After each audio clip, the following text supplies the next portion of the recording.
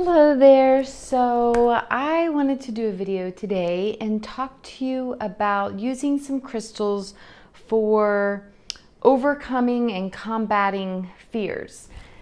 In my private Facebook group, it's called Crystal Healing with Laura, I put out a survey, and most of you in there, which there's I believe over 400 people in there, of course not everybody voted, but most of you really wanted to hear about using crystals for different ailments. And when I asked about an ailment, fear was really number one right now, understandably so. So I broke it down and I sat with it, and I came up with, I believe, 7 different crystals to help overcome fears that you might be dealing with in your life. And remember, the crystals are emitting a constant energy. Our energy is changing all the time.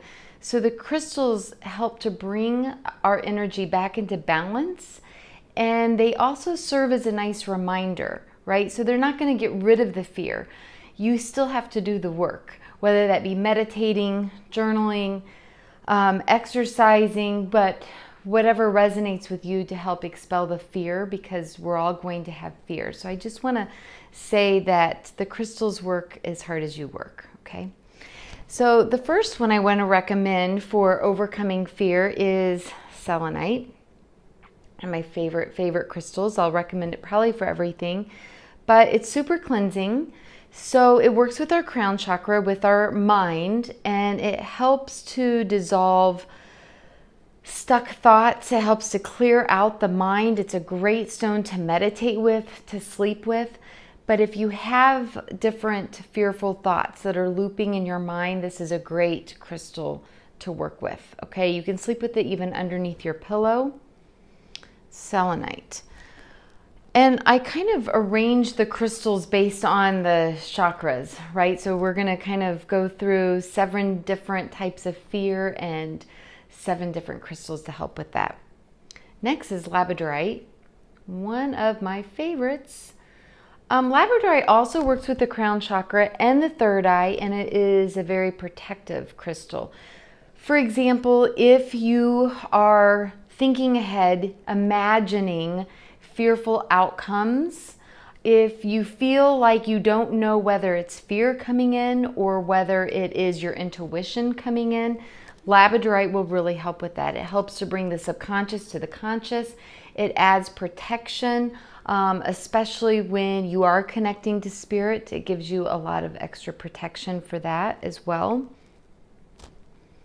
So that is that one. Next is Aquamarine, the stone of courage, right? The opposite of fear is courage. I always tell people I just do it anyway, right? I deal with anxiety, high functioning anxiety, and I normally wear an aquamarine or a clear quartz at my throat chakra, and it reminds me to do it anyway, because you're not going to die.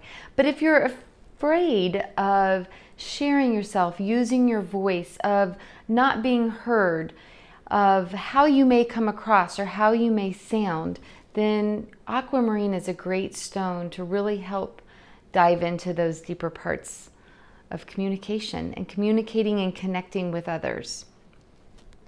Okay. And then coming down into our heart center, I really like amazonite, because again, when we're going into our heart center, when we're going into our emotions, we can first of all be very afraid to even feel our emotions, especially if we've experienced loss or trauma or something really overwhelming, right?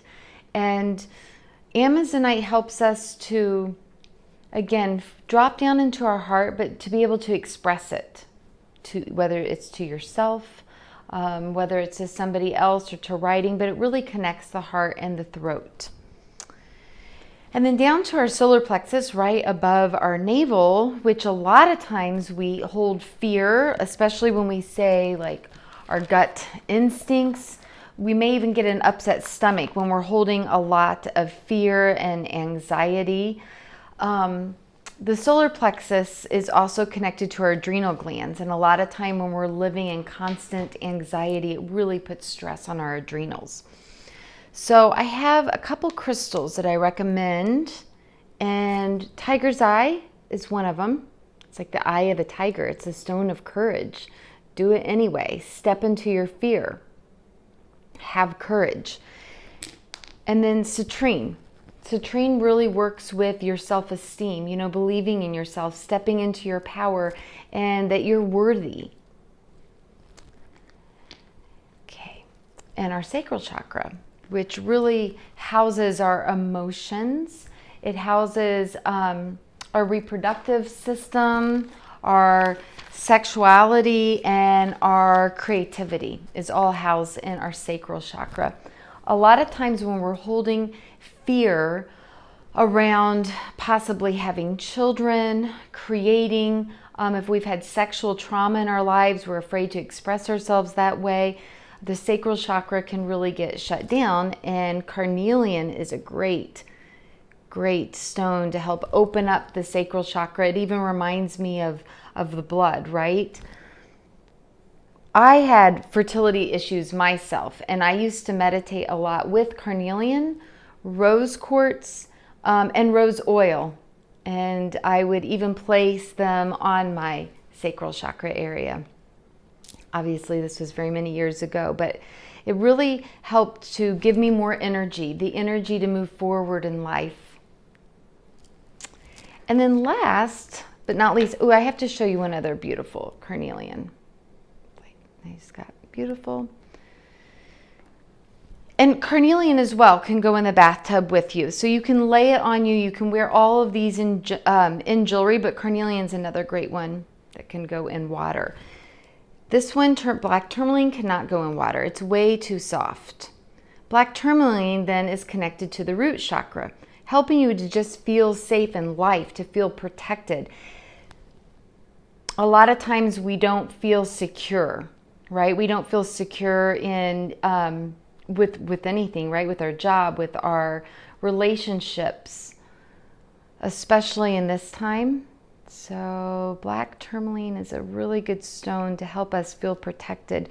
When we feel protected, more grounded, more centered, and our thoughts aren't all over the place, and we can make better decisions. And it really can also help with the fear of, am I making the wrong decision? Okay, so I hope you enjoyed this video on crystals for overcoming fear, crystals for tapping into your courageous energy. See you next time.